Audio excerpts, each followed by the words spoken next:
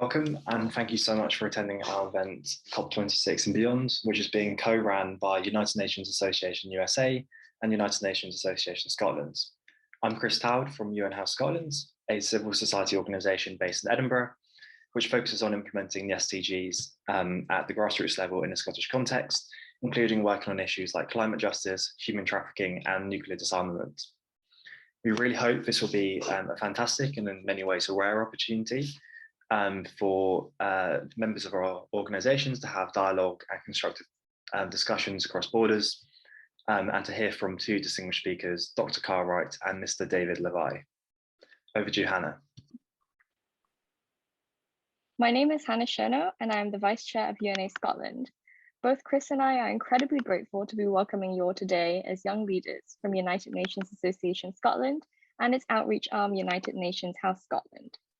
Young people have been and continue to be a driving force towards positive change. As we experience different crises, including the climate crisis, of which we'll be discussing at length today, it is crucial that we focus on the future and strengthen our support for one another. Our role as young leaders, and indeed our collective role, regardless of age, is to bring everyone together in an intergenerational dialogue on the issues that we collectively face in the world today. We hope that this event today will help us to not only realize that, but to take it one step further and generate discussions on how we can best work together to tackle this climate crisis. I'm delighted that so many of us here today come from different backgrounds and different parts of the world, and that we are all here together to speak on this issue. A heartfelt thank you for being here. Thanks, Hannah. So before we get started, and just by way of some housekeeping, please ensure that your microphone remains muted throughout the event unless you're speaking. We encourage you to have your cameras on, but please do bear in mind that the event is being recorded.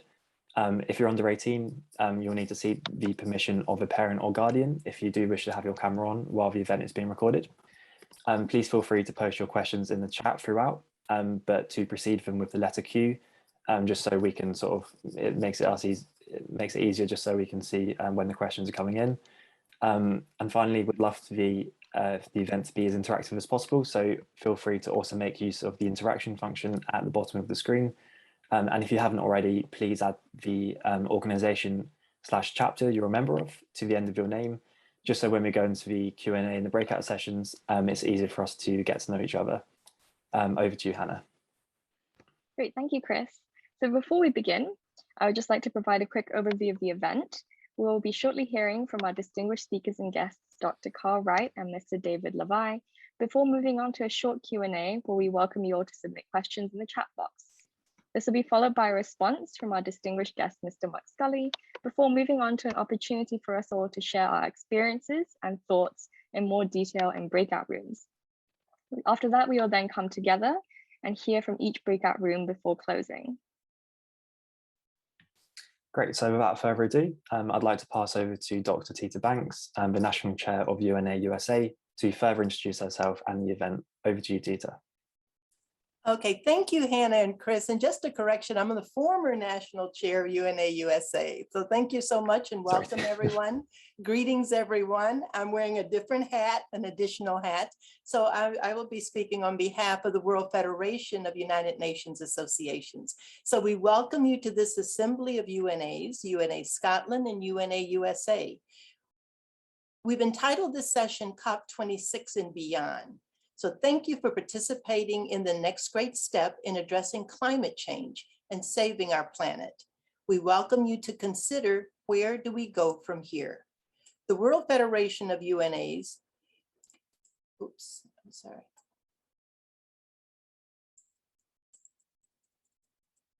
is a global nonprofit organization representing and coordinating a membership of over 100 national United Nations associations and their thousands of constituents.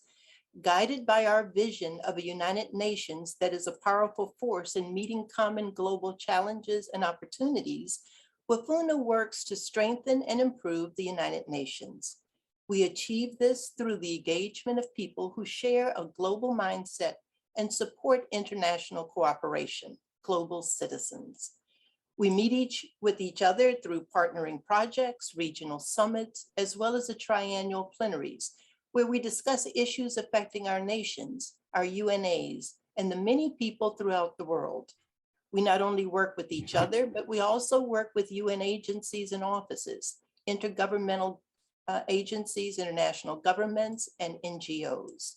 We believe that people-to-people interaction is critical to creating and sustaining peace and protecting human rights. We also believe that it will take our concerted efforts to achieve the Sustainable Development Goals and Agenda 2030. This assembly today demonstrates our commitment to SDG 17, Partnerships for the Goals. Today's summit, COP26 and Beyond, reflects all of our UNA's commitment, UNAs of nations big and small, to address the critical issue of climate change. The Glasgow Global Summit called on all nations to be a part of the solution, to bear in equity the responsibility, to share in the humanitarian vision of a world that is safe for all.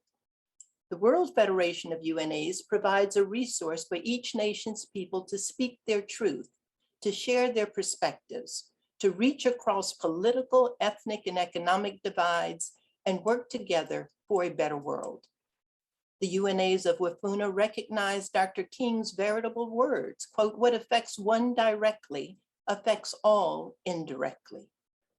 In these last 2 years, we have seen this most notably with the COVID pandemic, the hurricanes, firestorms, floodings, earthquakes, refugee crises, shaking the very foundations of our cities and nations. Today, we stretch our arms across the great pond between the United States and Scotland to say welcome. Let us come together, many voices and one vision of unity. And just as we do today, so too many arms of friendship and hope can reach between places such as South Africa and South Korea, Brazil and Botswana, Mexico and Morocco, Canada and Cameroon.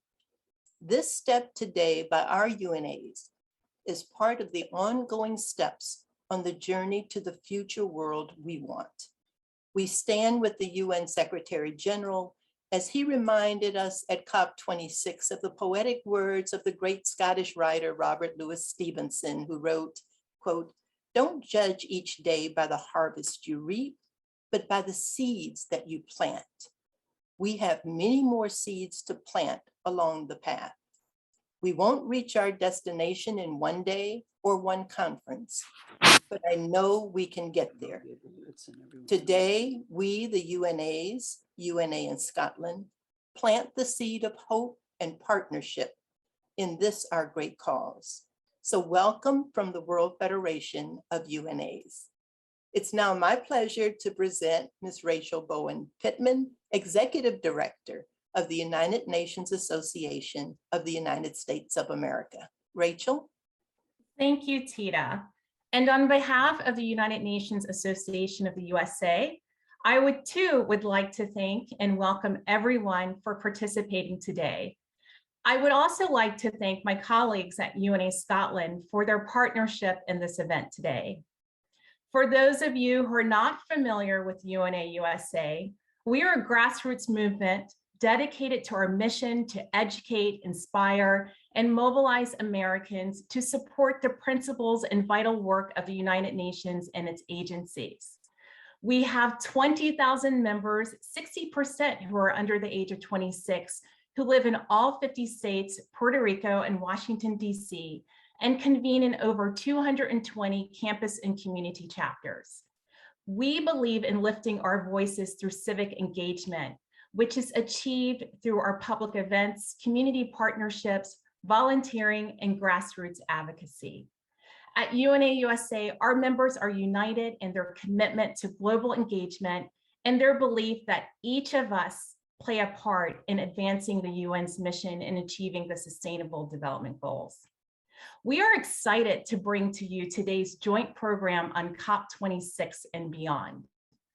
As you listen to the keynote speakers and participate in breakout sessions over the next hour or so, I hope you deepen your perspective on why the climate crisis is a code red for humanity, according to the UN General Secretary Antonio Guterres. I hope you gain a better understanding on why the commitments made during COP26 were good but not enough to save our planet from disastrous levels of warming. And I hope you explore the big questions that motivate you and generate new ideas to enhance your commitments to combat the climate crisis as a global citizen. Lastly, I want to assign you with one challenge. Please take these conversations you experience here today and bring them to your social media channels, to your dinner tables, to your next virtual event, or wherever you engage people in your community. Because fighting the climate crisis is not only the responsibility of world leaders, but also local and state governments, businesses, schools, NGOs, and yes, you and me. Collectively, our local actions will influence real global change. At this time, I would like to bring to the virtual stage my colleague, Dorothea Christiana, Chair of the UNA Scotland and elected trustee of UNA UK. Dorothea. Thanks so much, Rachel. And a very, very warm welcome from UNA Scotland. It is wonderful to have you here with us today. UNA Scotland is made up of 9 branches, and we are a part of UNA UK. COP26 has demonstrated that for change to happen, it will require us as civil society to collaborate more than ever before, and to collaborate across politically defined boundaries. As a collective civil society, we need to hold governments accountable and apply pressure to ask for more climate actions. This collaboration work between UNA USA and UNA Scotland that we are witnessing and contributing to by being here at this event today is hugely inspiring. And I'm ever so grateful to be a part of it. And a huge amount of thanks to UNA USA and Wafuna as well for participating. We are taking this collaborative civil society step forward together to achieve the UN goals. Thank you for being with us here together today. And I will now pass over to Chris. Thank you so much, Dorothea. I'd now like to introduce our first speaker without any further ado, Dr. Carl Wright, who is an elected trustee of UNA UK, chair of the Canterbury Climate Partnership, and recent attendee of COP26 in Glasgow. I'll copy and paste Dr. Wright's full and distinguished bio into the chat and pass over to him now to further introduce himself and begin his talk. Thank you so much for joining us, Dr. Wright. Over to you.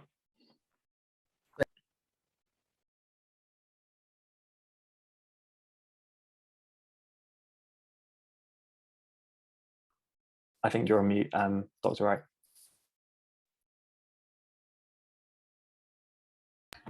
I'm sorry about that. Yes, keep on doing that. No, well, it's great to be with you, and thank you very much for inviting me. And it's great to be with colleagues from across the pond, and I guess it's good morning to you and good afternoon to the rest of us. And it's good to see a great audience here of, I believe, over 100 people. So thank you very much for having me with you. As Chris was saying, I've just come back, well, a week ago from COP26, which I attended as a delegate, together with a small team we had there.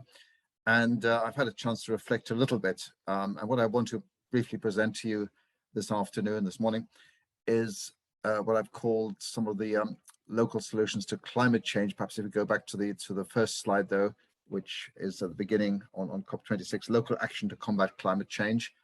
And that is really what I wanted to talk a little bit about. And it's something that hasn't been perhaps presented. That's it. Yep. Thank you. To the media and to the people who've analysed the COP. Let me though start off by a little quote. Friends in the UK may have heard me say this before, but one of my great heroes in life was Nelson Mandela, and I was very privileged on a number of occasions to have met him, to have attended his inauguration when he was made president in South Africa. And he had a wonderful saying, and many wonderful sayings, but one of his wonderful sayings was that when you climb a great hill, you will get to the top and suddenly notice that there are many more hills to climb beyond this hill. And looking at COP26, I feel we've now climbed that hill of COP26, and there are indeed many more hills on climate change, on climate action, which are before us. And so that's the context, I guess, which we're faced with. And just to give a very quick summary of what I felt happened at COP, and most of you will be familiar with this, so I'll be very brief. If I can have the next slide, please, Chris. Yes, the outcomes. Obviously, there was the Glasgow Climate Pact, which was a last-minute thing. It did include the watering down, as you'll probably recall, on the coal issue with China and India backtracking a bit, but it is the first time that coal was actually mentioned. It wasn't mentioned at the Paris Climate Summit, which I also attended some years ago. And as you may know, there were the separate announcements regarding afforestation or preservation of forestry, cutting methane gas emissions, coal itself, which of course not all the big coal producers were party to, but as I say, it was for the first time really introduced into a COP outcome. The decisions on electric vehicles, where it was significant, I think that some of the big vehicle manufacturers actually joined in that declaration. So there were some significant announcements beyond the formal communique, and I think it did try to tackle the issue of climate finance. And you'll recall there had been a lot of criticisms from developing countries about the failure to meet the 100 billion target of climate finance for developing countries. But what I felt was equally important this time in Glasgow was that for the first time, the concept of a loss and damage for climate damage was introduced. The idea that almost there's a need for reparations for countries, especially small developing countries, to address the climate damage that they've experienced even as of now and will experience, even if we stick to 1.5 degrees increase. There was obviously the pledging by so many countries to reach zero carbon by mid-century. As we know, China went for 2060 and India for 2070, but I think it was, a very significant pledge, at least in principle, to go for the zero carbon by majority of the member states of the United Nations. But again, the key issue was that all those pledges, as currently constituted, would not allow us to bring down the climate increases to 1.5, but only bring them up to 2.4, which will be still quite devastating and quite catastrophic for the world's climate. And again, we're already at 1.1 increase over pre-industrial levels. So I think we have a real big task ahead of us.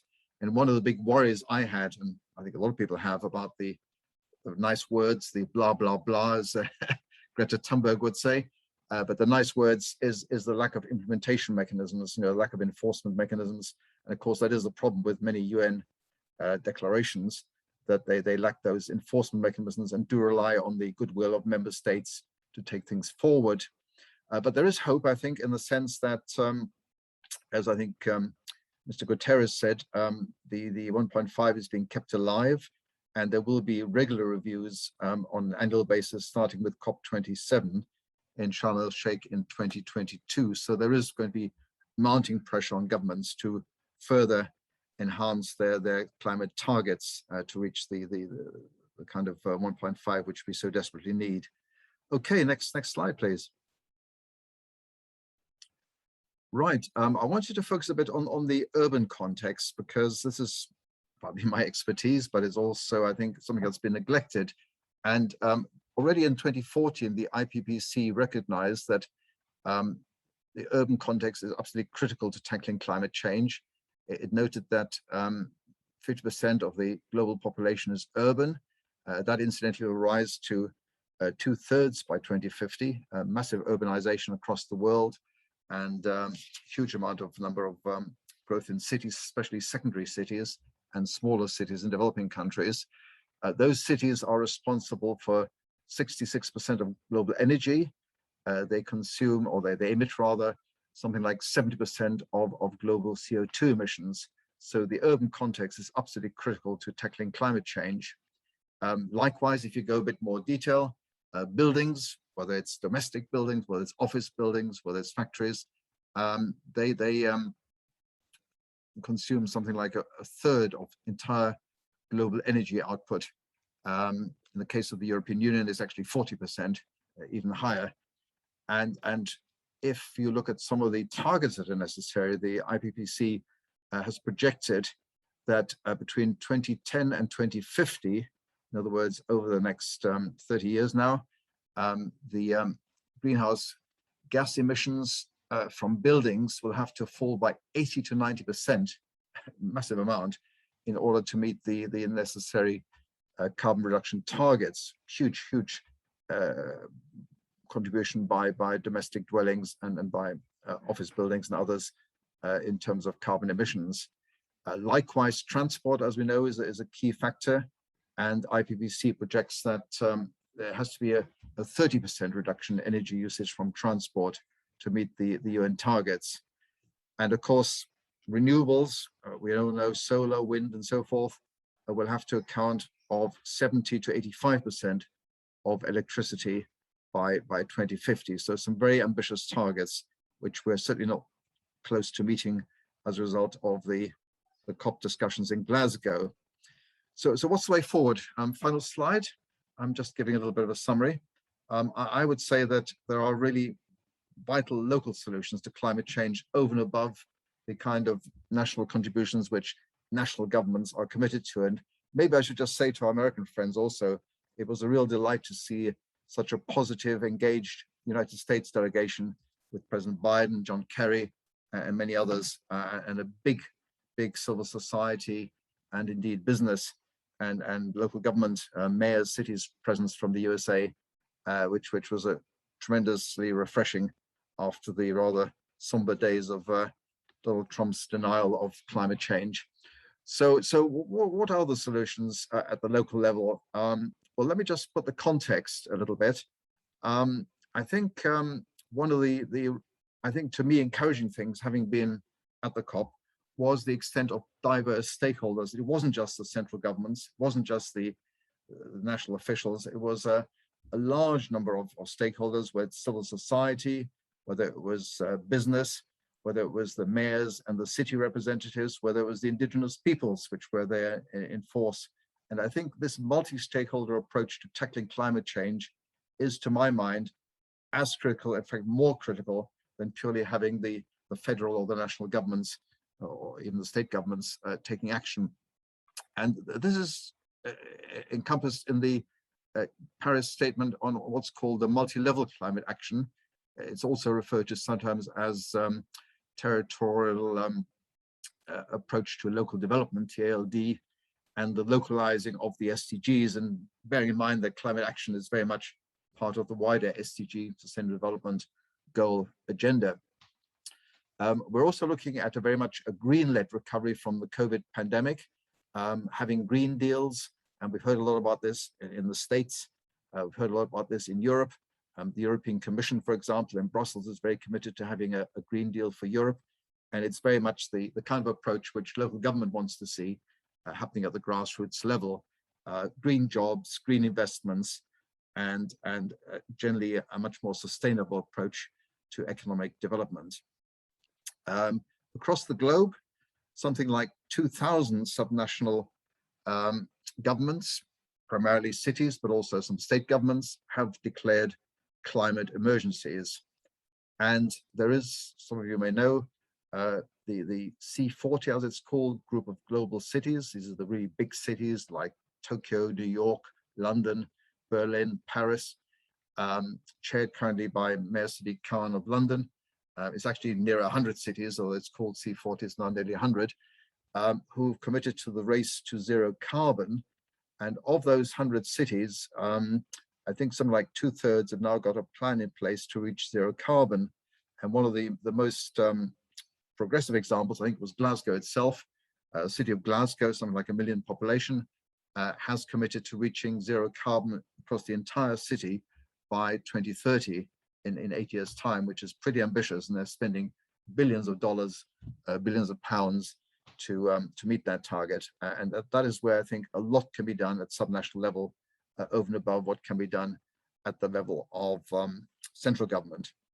But ultimately, and I'm sure the next speaker will touch on this, a lot depends on climate finance. I already mentioned the new concept of loss, but also, of course, you need subnational access to climate finance. In the UK, local government has been squeezed extensively and is dependent very much on central government for its financial means it doesn't have the same rights which cities and urban areas in the USA have. London, for example, has much less powers and financial means than the city of New York or Los Angeles, or indeed many other global cities. So there are real issues here on how the local governments can get the climate finance to implement emission schemes, implement ambitious targets. But a lot can still be done by regulation. And of course, in London, we've seen this with the London mayor having an emissions zone, which imposes very tough taxes on any cars entering the city. And that is one of the way forward to progress on climate and to make sure that we can really take things in the way we need to really save humanity. So I just want to give a very brief overview. It's only giving you some inklings, but my sort of conclusion on COP26, and I should also say maybe for the sake of our Scottish friends, I was delighted that the support from the Scottish government and the friendliness of the Scottish people encountered in both Glasgow and Edinburgh. I think my sort of take is that maybe it scored something like 6 out of 10, which certainly wasn't enough to reach the expected climate targets. But I think we have made progress. There is cause for hope, and we can build on things at the forthcoming COPs.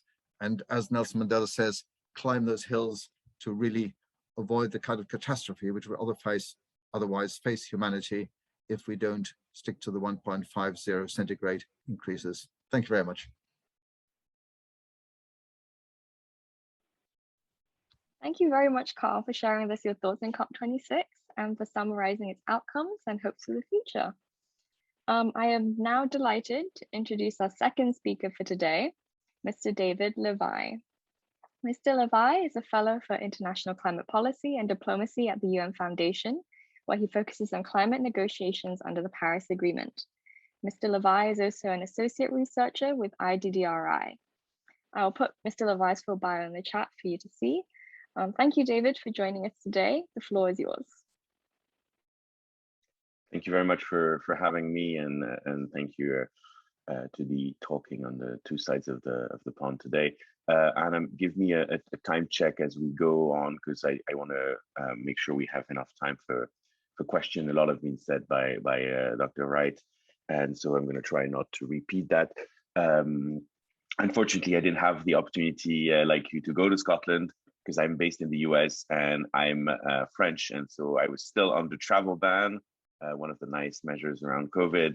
So I had to follow, I was actually virtually at the COP, which meant a different time schedule, had to adapt, and this was my 9th COP. So interesting to see the changes. And I wanted to take a bit of a step back compared to the previous intervention to maybe give a bit of more of a setting and before my perspective on the results of the COP itself, and just say why this COP was particularly important in the history of COPs. It was the 26th meeting of the parties, but it was the first time in 2020 that a COP did not take place since the UNFCCC started its work.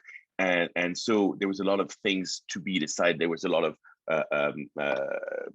delay from previous work that needed to be implemented. But 2020 was also a very big particular moment. It was the first big rendezvous since the Paris Agreement was achieved, was signed in 2015. And it was a big moment because that's the moment where the regime of the Paris Agreement would really kick in. And it was also the first time where the ambition mechanism, I will go into what it means right after that, but the idea that we would review our commitments and that the whole ratchet mechanism that the Paris Agreement set in its legal text would actually kick in and would actually demonstrate that it works. Because what the Paris Agreement did is we cannot decide right now in 2015 where we are going to be and how to solve climate change. And this will have to be a nationally determined exercise. So each country will come up with their own plans and will submit their plans to tell the world how they're going to tackle climate. And hopefully, because of this acceleration, because of this focus, this attraction for innovation, this shift in behavior, in consumption practices, in production process, there's going to be an acceleration of climate action. So hopefully, and that was the thinking then, every 5 years, countries will come up with new, more ambitious, enhanced commitments, because they will realize that the world is changing much faster than they had expected 5 years before. So this was a test to that element. It was also a critical moment because a mark had been missed, and Dr. Wright mentioned it. It was the 100 billion, which was the amount that developed country had promised that they would transfer by 2020 on a yearly basis to developing countries to help them drive their transition to a carbon-free world and support their resilience, build their resilience to adapt to the effects of climate change that we see right now. And this year was, again, particularly important because of the conjunction of all the crises, the compounding crises that developing countries are facing. Not only is there the climate crisis that we just mentioned, obviously the health crisis, the COVID crisis, but what it pushed on is an economic crisis and an enormous debt crisis. So in the global north, in developed countries, in the EU or in the US, countries were able to invest heavily in their recovery, not enough green recovery, but in some sort of recovery by pouring public money into the economy. Trillions of dollars were actually invested. While in developing countries where they already stretch for cash, where there's a fiscal crisis, it is very difficult to go and borrow on the capital markets. For these economies to be able to invest in their future, invest in their people, recover from the crisis, it was extremely costly, and to some point, the debt burden is so heavy that it prevents them to do so. So there was enormous expectations getting into this COP. And what is to be expected of a COP is something that's been changing over time. But today's COP, modern COPs, offer kind of two complementary dynamic. One is to provide what is called a negotiated outcome, which you all have heard about, COP decisions, a legal text that really brings clear demands and obligations for countries, as well as very critical political signals to accelerate the low carbon transition. This is really focusing on future ambition. I disagree with Dr. Wright that this UN agreements, or especially this one, is not relying on goodwill. It is relying a lot on peer pressure, and it's relying a lot on the effect that bringing countries together, creating some sort of healthy competition and cooperation would actually improve the moment. And that's what the second part of the COP is this kind of catalytic moment where you see a series of announcements by a whole range of stakeholders, whether alone or together through initiatives, coalitions of actors. We talked about it, you know them very well. They go from sectoral to regional, they cover a wide range of things, but they go beyond what the international community is doing itself and has set for itself. And there really the focus is on building above what the collective is already doing, and it's really implementing further what has already been decided and promises. So the question is, it's always hard to see what is additional in these new initiatives that are launched, or how much they're already captured by the what we call the NDC's, nationally determined contribution, the plans that countries have already submitted. So this COP served really three purposes. One was to get to that forcing moment, that mechanism for government and private sector to supply pledges, bring announcements. They started coming up all year long, but there's actually an acceleration at that moment. A fact that a leader, a minister cannot come and make a talk in the microphone at COP if he doesn't have something to show for, or he will look somewhat clumsy or humiliated. So in order to be able to shine and use that moment, they have to come with announcements. So it creates that kind of emphasis. The second dimension is really getting a traction, getting a momentum, and getting some speed. And that's what we really seen unfolding with a number of the initiatives, whether they're sectoral, on methane, on deforestation, on fossil fuel finance. There's been a number of collective acceleration where some countries lead and come up with an initiative, offer a coalition, propose to tackle a specific problem like methane, and a few countries announce that, and then they rally a spectacular number of support behind them. And the third function, which is even more critical, and we've seen it play, and Dr. Wright talked about it at all, is giving a voice to those that are not empowered, those whose voices are not heard, are never heard for most of the time, especially in a multilateral context. These are indigenous peoples, as we talked about. These are also vulnerable nations. There's small island developing states, some least developing countries that could not talk, except from speaking slot at the General Assembly. They don't sit at the Security Council. They don't have a say at what the IMF and the World Bank decides to do regarding their own country and their own support. And they usually have no say in what's being done. And what we realize is that's where the peer pressure comes in. This is where the most important element of ambition actually kicks in, is why you have a G20 that took place a week before the COP. The G20 outcome is very poor, and the COP outcome is a bit more ambitious because of all this drive, because of all this traction of giving a voice to countries that usually do not have representation. So I think we're strapped for time, so I don't want to go too deep into what happened this time. Clearly, you've heard the accounts. It was a glass half full and a glass half empty, which is often been the case for COP, but overall, there was some substantial progress in critical areas and way insufficient progress in many others. And I think what needs to be assessed is that the test that I mentioned in the beginning, the test for the first ambition ratchet of the Paris Agreement, the fact that every 5 years country would come with more ambitious pledges and promises and plans has proven to be true.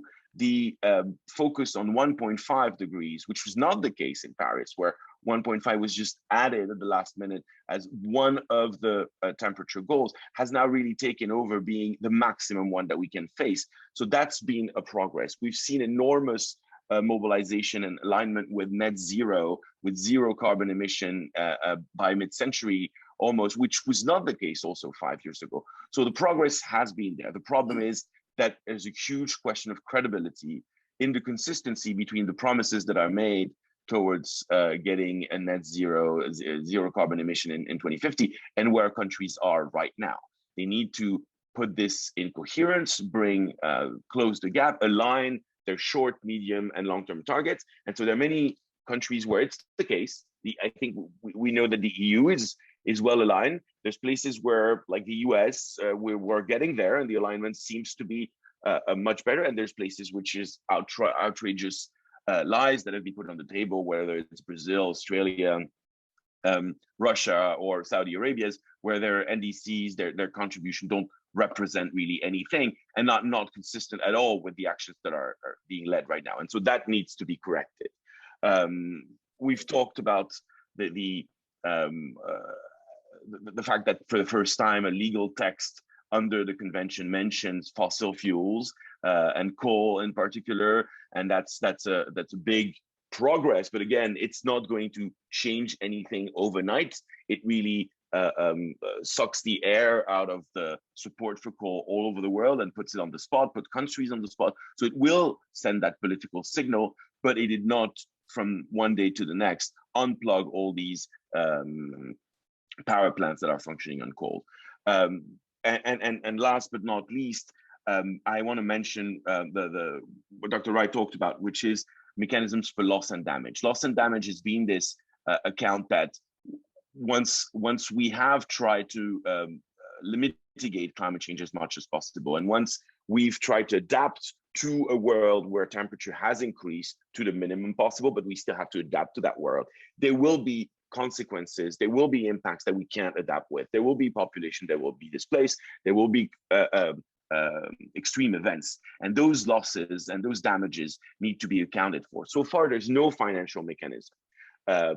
Loss and damage has been a huge part of the climate negotiation since the 2012, 2011, and it's been central in the Paris Agreement. But it remained that kind of conceptual idea that was not really addressed.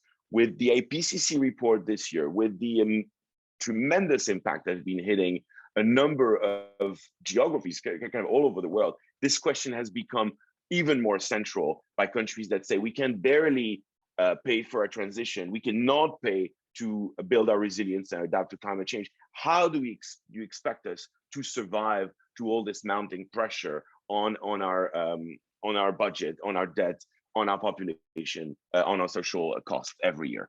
And therefore, there was an enormous ask on that front, which frankly has not been answered.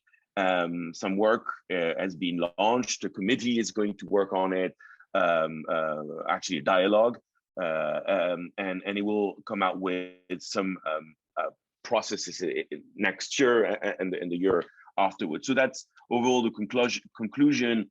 The ratchet mechanism is work. 1.5, as the Secretary General has said, is on life support. So it is possible. It will require much more effort.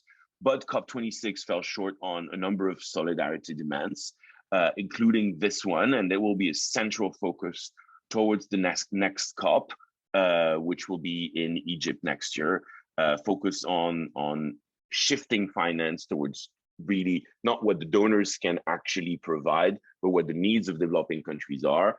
It will be all-encompassing question that will spill over much further than just the UN Climate Convention, and will be discussed in the OECD, at the IMF, at the World Bank, in order to find all these solidarity pieces to support this transition. And I think the next big step, to conclude with what Dr. Wright was saying, is actually bringing it one step down to the local level, as in 2023, the UN, the climate change UN, will have what is called a global stocktake, a huge dialogue to kind of see where we are, what the progress has been in terms of mitigation and adaptation, and where we need to accelerate, what are the solutions, what are the options. And this is a fantastic moment to socialize the idea of what a world without carbon means. Not a world where you can't drive your car or eat your burger, as some try to portray, but what is the ultimate humanist project for a better, more progressive, more just society that is healthier, freer, with less carbon, and protects children and Earth alike. So right. Well, I wanted to leave you there. Thank you.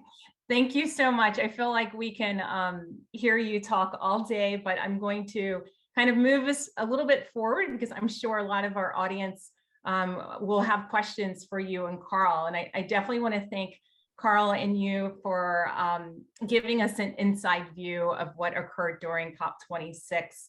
And as we begin our open discussion with you both, I just want to encourage our audience to put questions in the chat.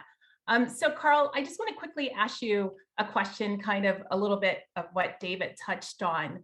Small island nations and developing countries were deeply frustrated by some of the outcomes from COP26. They felt they were, the outcomes were too little to protect vulnerable communities already living with the impacts of the climate crisis.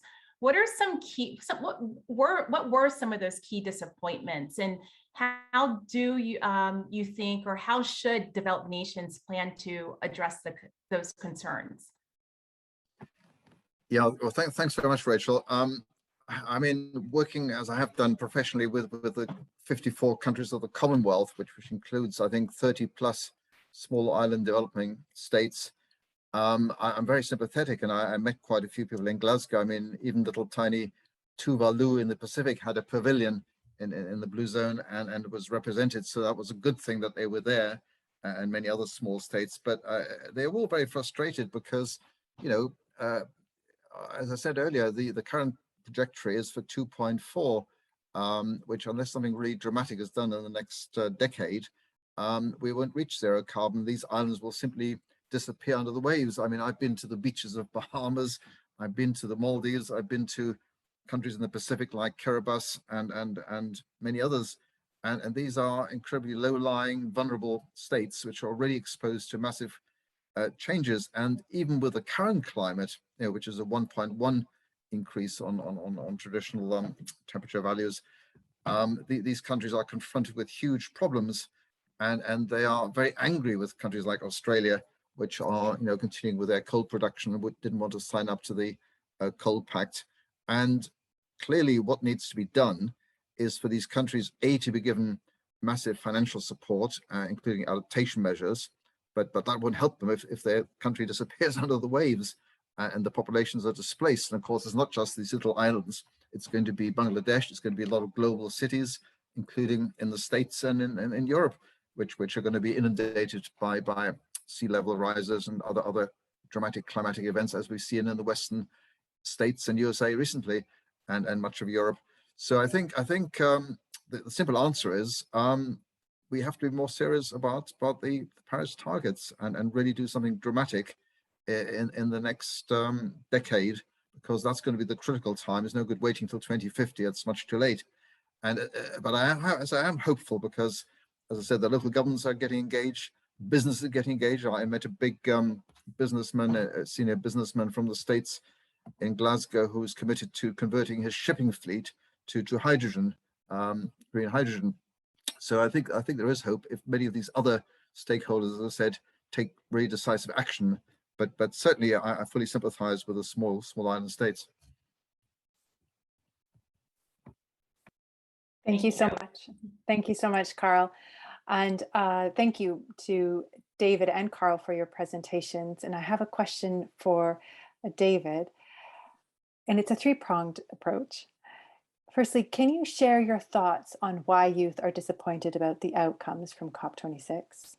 I know you touched on this, and Carl did as well a little bit. But secondly, what steps youth should take to keep their agenda front and center, as well as how should world leaders engage youth activists moving forward?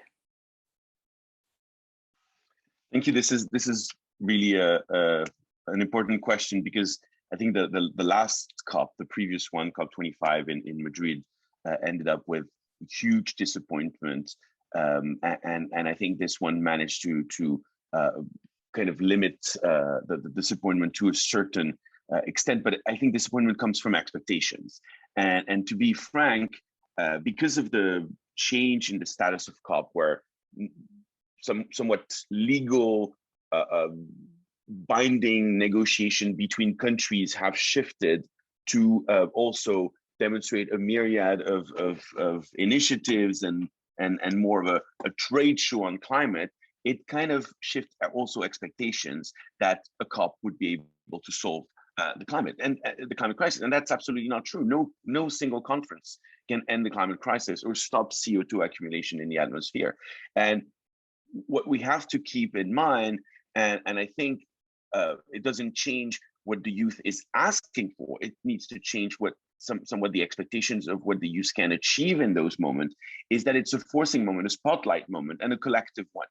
And it's really about increasing action in every country and every sector around the globe, that we can kind of shift things around. And COPs are not really do not really give the opportunity to do that. They're a moment to register what countries are doing, to take further pledge, but the acceleration needs to happen domestically. So it's already good that we have leaders coming at COP and hearing this outcry.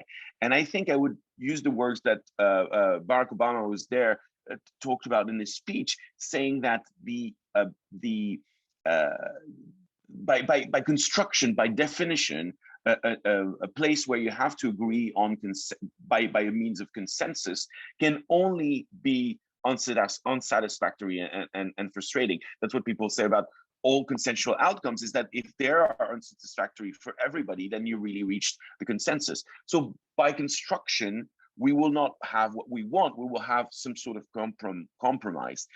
But making that deal while being able to harness the frustration, the anger, the rage that still was prevalent before is the critical recommendation I would give to youth, being able to realize how much progress is achieved without at any moment giving up, and thinking, continuing to work to change domestic politics, push climate justice issues, make the case, tie environmental issues with all the other justice issues that are around in order to shift the balance of power domestically, because that's ultimately how the leaders will change their behaviors, is that they feel that they have a political demand and a political cover in order to do the things that they are asked to do, and they're not answering other pressures and other lobbies. So I think these youth and activist voices needs to be, it's not for leaders to engage them, it's for them to engage leader and make sure they are accountable at every minute on everything they say and they pledge, and that they can't hunt them down. When you see that Scott Morrison from Australia has already walked back what he had pledged in Scotland like a few days later, and civil society is at his neck. So everybody's playing his part. Thank you. Great. Thank you so much, Rachel and Dorothea, for posing the questions to our two esteemed speakers. For everyone, we have asked you to put questions in the chat. So we're going to take, at this time, 2 of the questions. If Chris could read one of the questions, and we'll pose it to one of our speakers. Great, yeah. I'm not sure who this is posed to, but the question is, talking of local seems to emphasize the level of cities. To me, local needs to include as important small communities / neighborhoods / local markets, as well as individuals acting before and beyond the carrot and stick of government policies. Do you agree? Okay, you want to pull that to yeah, Dr. Wright? Yeah, go ahead, Dr. Carl. Wright, could you answer that one? Yeah, and do call me Carl, by the way. Oh, Carl, okay. A bit more informal. Yeah, no, I do agree. I mean, the reason I emphasized local government and city government and mayors was that that is the level of government closest to the people, and perhaps I feel most able to communicate with the public more so than even national government or even the United Nations. And you've got to get it down to that local subnational level. But I do agree you need to go beyond just the formal government structures or local government structures. Just by way of example, what we did in Canterbury, where I live in the UK, in Kent, which is a fairly small population of about 140,000, including some of the outlying coastal and rural districts, as well as the city of Canterbury. And what we did there pre-COP was to organize a climate action week. And I noticed the idea of climate action weeks is mentioned in the Glasgow statement in the regional context, but you can do this very much at the local level. And what we did in Canterbury was to bring together local citizens. We brought together schools, we brought together universities, we brought together the local business, often quite small businesses who are trying to reach zero carbon. And we brought together lots of community groups, people doing repair cafes and all sorts of other initiatives which address the climate crisis. And I think that multi-stakeholder approach at the really local community level is so critical. And indeed, as I think the questioner I think implies, you've got to engage individual citizens, individual members of the public in taking actions. Because if you take domestic heating is a huge emitter of carbon emissions. And if you can get individuals to do something about insulating their houses, have heat pumps, move away from fossil fuels, as well as the whole business about taking electric cars and so on, I think a lot can be achieved. So I do agree, but I think local government has a particular responsibility because it is so close to the people and can really inform people, like we did in the Climate Action Week, when we actually approved something called the Canterbury Commitment to Climate Action, where each of the groups, businesses, educational institutions, community groups, local governments committed to reaching those zero carbon goals. Great, thank you, Carl. Okay, Chris, is there a second question?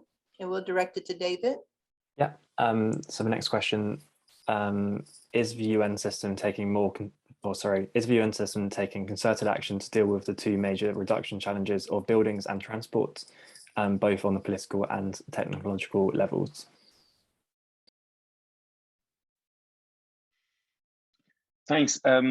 Yes, definitely. I mean, the limits is that the UN is not taking itself any sectoral action under the Climate Change Convention. It is helping countries. It is supporting collective cooperation in order to do that. So there are a number of concerted efforts to work on buildings and transport. I think the COP26, a coalition was launched. I'm not sure I have the figure. Yes, I have it here. 33 governments committed to end non-EV car sales after 2035. So stopping non-zero emission cars, internal combustion engine after 2035. When it comes to buildings, I think most countries tackle it in their climate plans. As they all know, it's a huge source of emission. But I would just add, to tie it to the previous question, that this is where we reach the limit of individual or small scale action versus large scale national action and policy support, is that there are limits of what can be done at the local, at the individual level without the support, without the incentive, whether they're fiscal or regulatory, that national governments can provide. And typically when it comes for building new buildings, building codes are essential to make sure that they are compliant and that they are low energy. But when it comes to retrofitting your own building, at some point you will need individual support, fiscal support, tax credits in order to be able to invest in those technologies that are not extremely costly, but in the end will require an upfront spending that is important. So that's why it is essential that these small and local initiatives build a network that is able to at a larger level. But when it comes to the UN itself, the involvement in those sectors is relatively limited. Thank you so much, David and Carl. So that we have enough time to get into our breakout sessions, we're going to keep your questions that you've posted in the chat, and we'll refer those and keep them and then have them answered at a later date to you. At this point, I'm going to introduce Joe Baxter. He's with UNA USA, and he's also president of the UNA Connecticut chapter. Joe? Thanks very much, Tita, and thanks so much to our participants so far. I'm really very pleased to introduce Mark Scully. Mark is someone who is president since 2017 of the People's Action for Clean Energy. Mark spent 35 years as an actuary, a very professional career, and in some ways has reinvented himself to look and explore with the skills of the past a search for grassroots applications for clean energy, efficiency, and recycling. Mark is a really hands-on person, and his organization, this NGO, really encourages very hands-on. So, Mark, thank you for being here. Joe, thank you very much for that kind introduction. Thanks very much to UNA Scotland, to UNA USA for holding this event. And thanks to those two fantastic speakers who I think have given us a lot to think about. It's really an honor to me to be a part of this event, and I'm really excited about this because there's just so much talk now of what can happen at the local level. And as Joe said, that's really what our NGO is all about. I'm going to share my screen here. There is, and particularly exciting to see at COP that there's so much talk now about local initiatives. And that's really the focus of what I'm going to talk very briefly on. And I don't think I need to explain this to this group. I think we've all seen this, where in our communities, a small group of people, sometimes it's one person, can make a huge difference by just saying, hey, I'm tired of this happening. We need to change this. And they rally the resources. They speak personally to their leaders who they typically know personally. And we're not talking about broad abstract concepts here. We're talking about helping the community in tangible ways. So there's so much that I think, as David put very well, there are limits to what can happen locally. We need the support at the national level. We need the support internationally. And it's wonderful to watch what COP can do. But I think we view ourselves somewhat as the connective tissue between that support globally and nationally and what can happen, and in many cases really can only happen at the local level. And many of us know this wonderful quote from Margaret Mead: "Never doubt that a small group of thoughtful, committed citizens can change the world. Indeed, it's the only thing that ever has." Interesting to see a very recent report from Brookings Institution that actually quantified the impact that local cities have had through their climate action plans, showing that it's already led to a 6% reduction in emissions.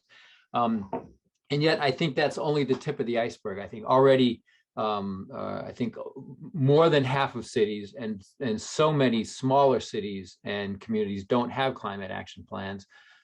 So I think that 6% is really only a part of what can and will be accomplished through local action. Ultimately, it's at the local level that these grand overarching goals are implemented. It's locally that we switch to heat pumps. It's locally that we switch to electric vehicles and that we promote better building codes.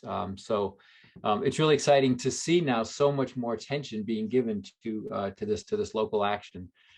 I've seen this directly in my town. This is a graph of how much solar energy is produced each year.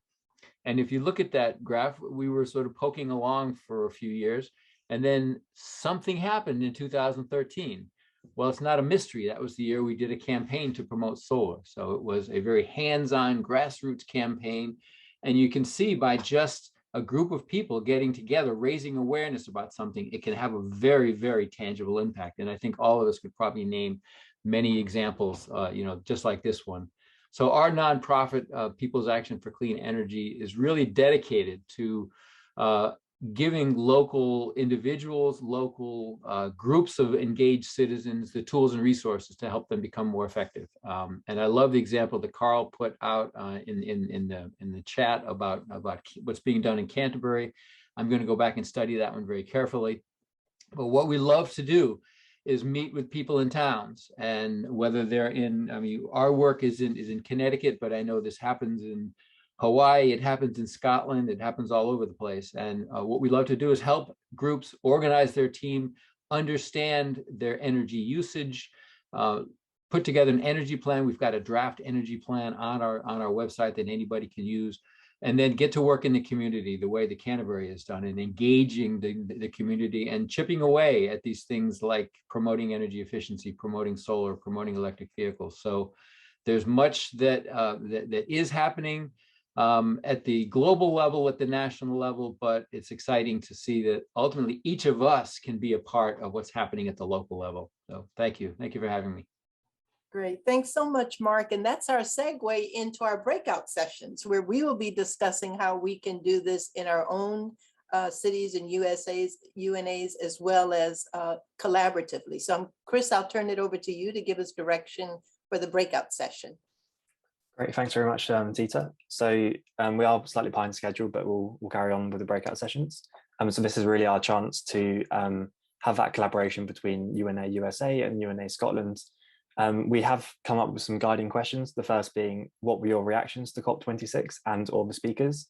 And the second being, how can we best partner across borders to tackle climate action in a more cohesive and collaborative way? But these are just to guide the conversation. So feel free to let the conversation flow in whatever direction is best. So Hannah, without further ado, please feel free just to start the sessions.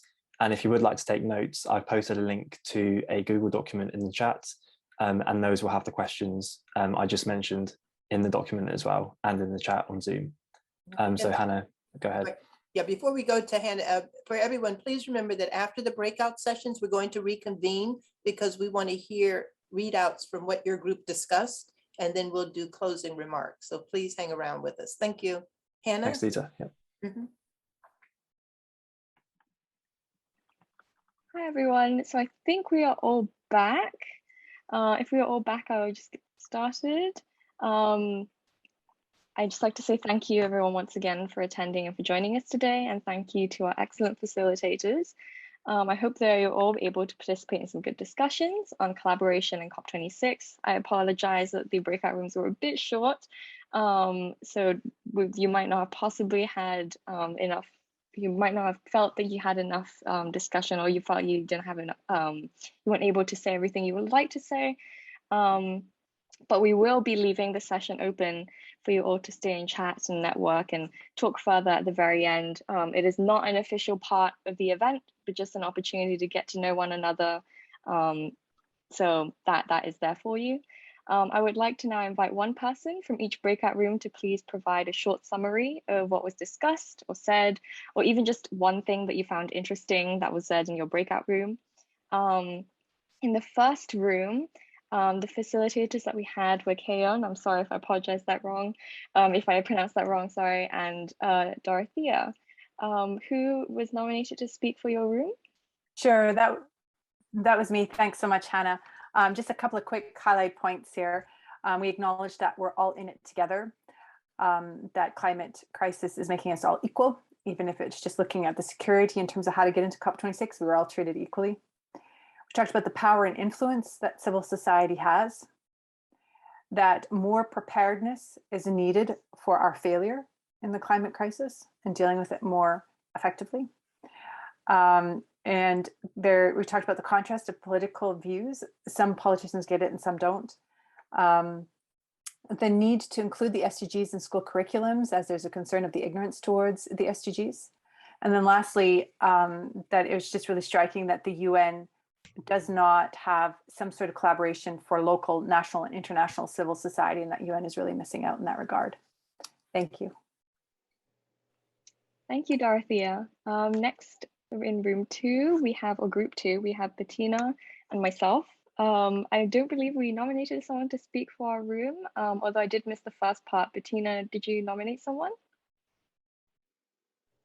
I did, and unfortunately the gentleman put it back to me.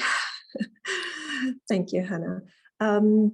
Yeah, so we really expressed that the COP really was inclusive in such that it truly had covered the presentations within COP26, but also outside, the demonstrations, but also the conversation that took place outside the COP26.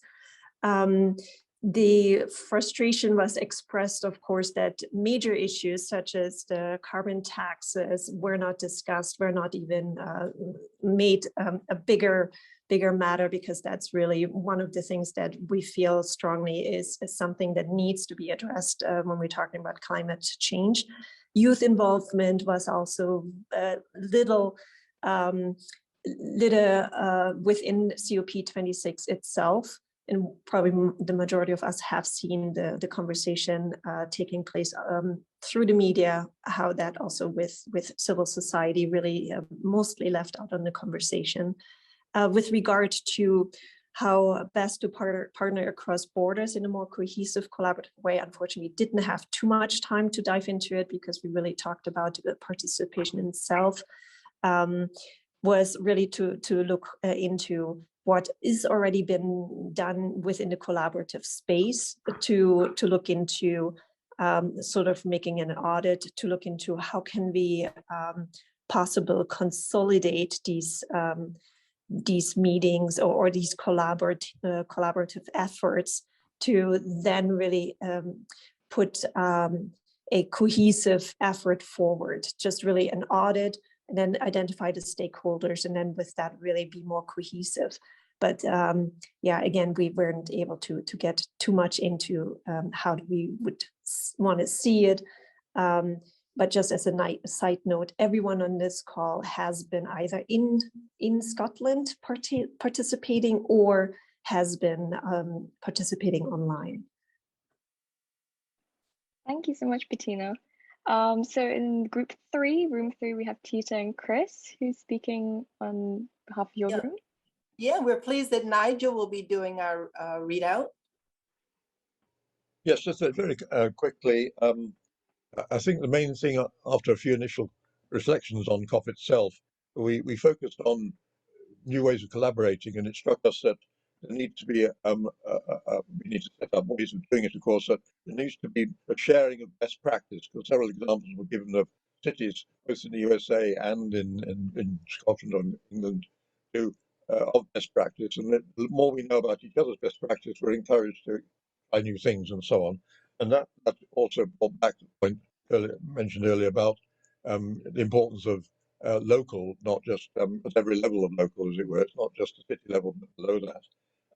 Someone mentioned as part of this that there ought to be encouraged collaboration between young professionals across the two countries and indeed beyond.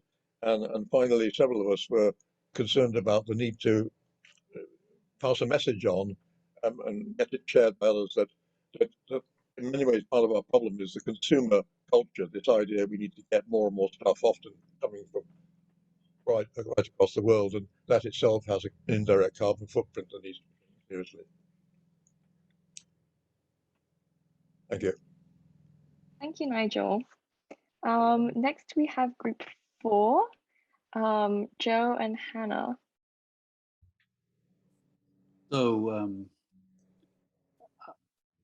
perhaps I'll just speak. For our group, I felt the tone was very positive overall, that the glass is half full rather than half empty. We wish it was a little fuller, but it is as it is. Secondly, that there are actually many small projects going on around the world, globally, in many communities.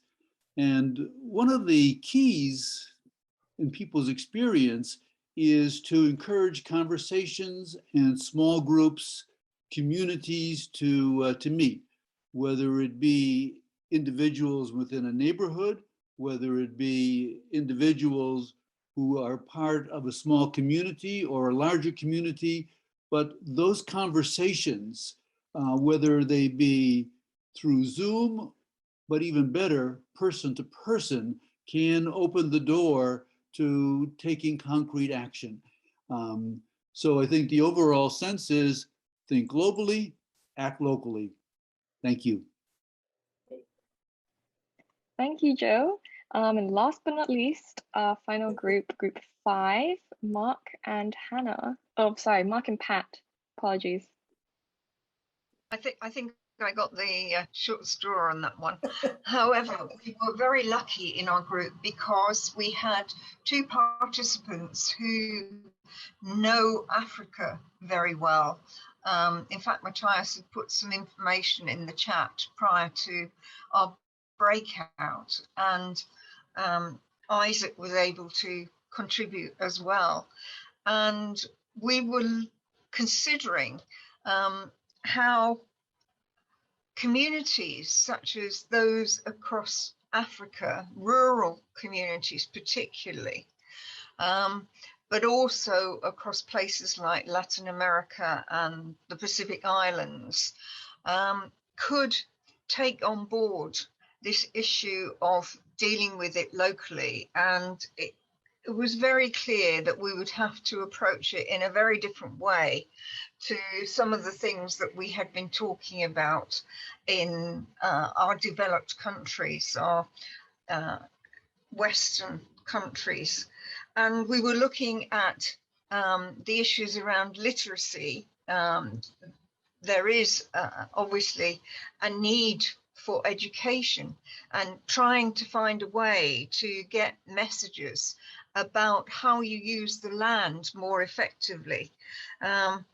Isaac actually raised the point that there's lots of talk about providing finance from the developed countries to the global south countries, but the money never appears. And actually, you don't need a lot of money if you can persuade local communities to use the land effectively, to plant trees, to actually do something that is realistic.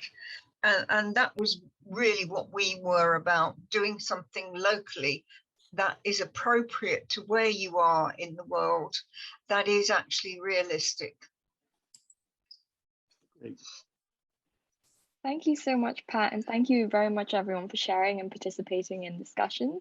I would now like to invite Dr. Tita Banks, Dr. Dorothea Christiana, and Ms. Himaja Nagareddy to provide their closing remarks.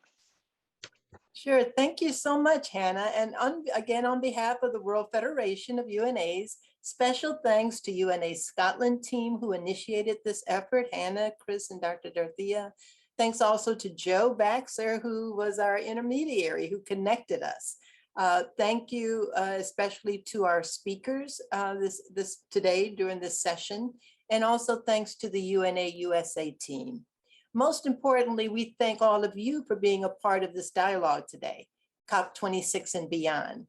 Through this partnership between UNAs, we can continue to work together to effect change to address the climate crisis, as well as other issues in our quest to achieve the Sustainable Development Goals. Thanks to all of you for joining us and lending your support and voices to this critical dialogue. And thanks to each of the UNAs for taking up this initiative to reach out across borders to create bonds of friendship as we together work to create a better world. In the words of former Secretary General Kofi Annan, more than ever before in human history, we share a common destiny. We can master it only if we face it together. And that, my friends, is why we have the United Nations.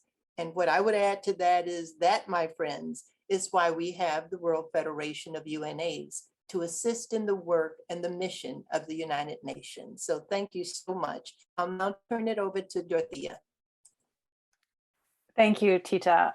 Beautiful words, and I echo them profoundly. A huge amount of thanks to everyone for being here. And Rachel and I would like to thank you, thank the speakers, thank you, the organizing committee, and just say how much we have really enjoyed working collaboratively across politically defined boundaries to make a difference. I would lastly just encourage you that if you found this of interest, if you think this is something that we should continue to explore, I know we didn't get too much time today to talk about collaboration.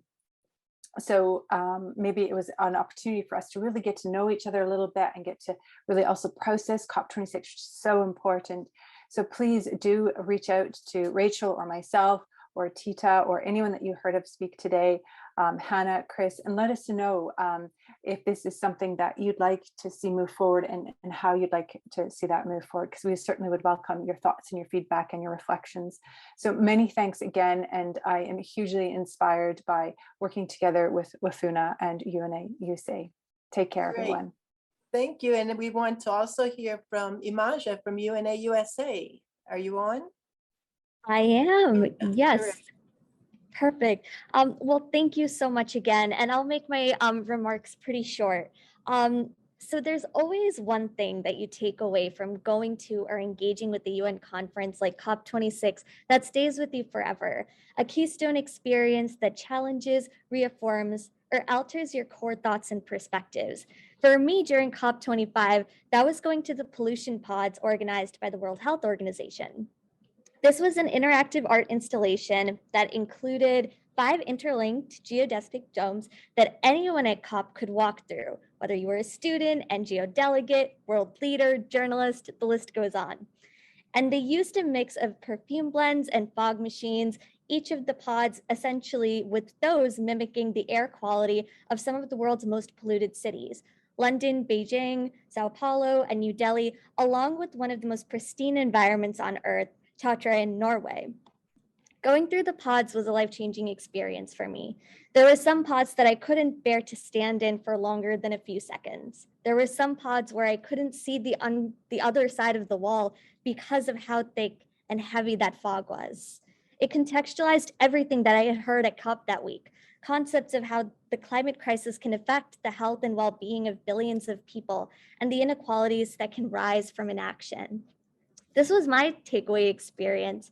And here in this space, surrounded by your fellow climate advocates from around our globe, I encourage you all to take this moment to reflect on your keystone experience. What was your moment during this COP that you will take to shape your climate advocacy journeys moving forward?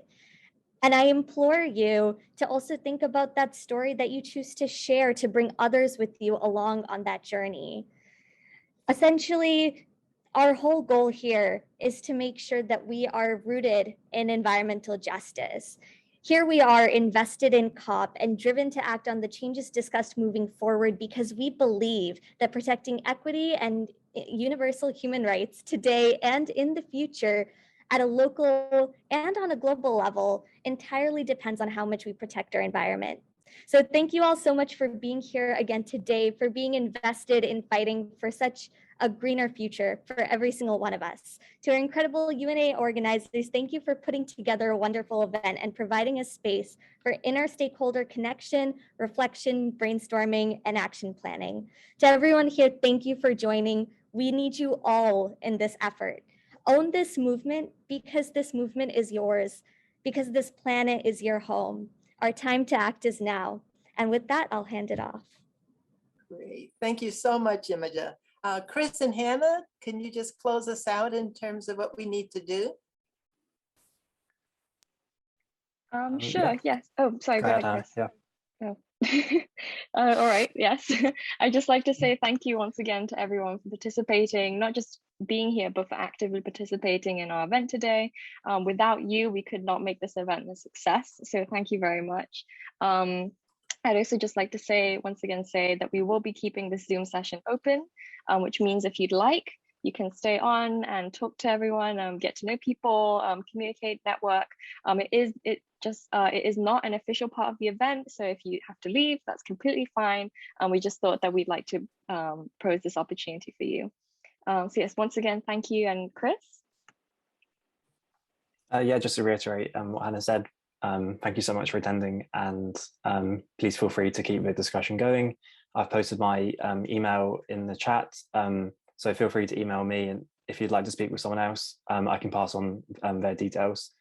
But I think that's about it. So please feel free to stay around and keep the conversation going. Thanks, everybody. Goodbye. Thanks, everybody. Bye-bye.